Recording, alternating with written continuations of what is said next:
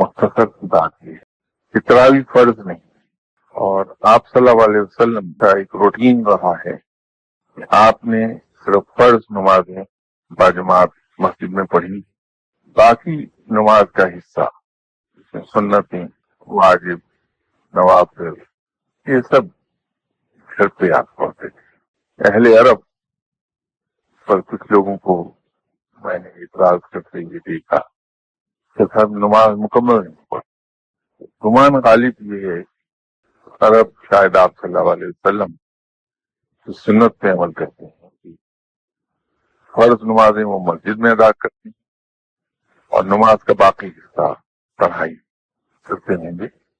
ہمارے یہاں جس طرح سے اور بہت چیزیں تبدیل ہوتی چلی گئیں، اس طرح سے کچھ روایات بن گئی ہیں، جیسے ہم شب قدر میں 12 راتیں، شب برات ہے، معراج عبادت کرتے ہیں۔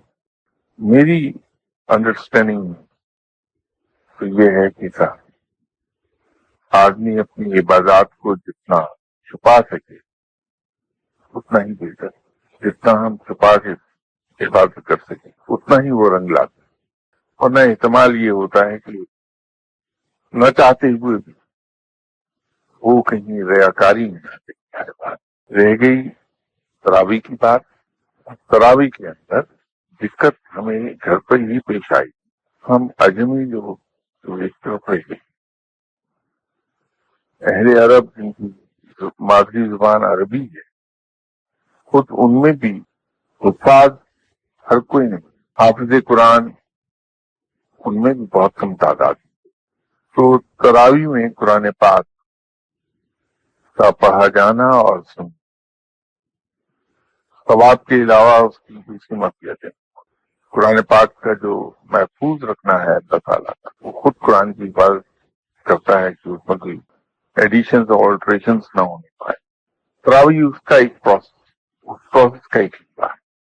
ہر سال قرآن پاک حافظ لوگ پڑھتے ہیں، ان کی ابتدا میں نماز پڑھنے والوں میں اکثریت ان لوگوں کی ہوتی ہے جو قرآن پاک پڑھنا جانتے ہیں۔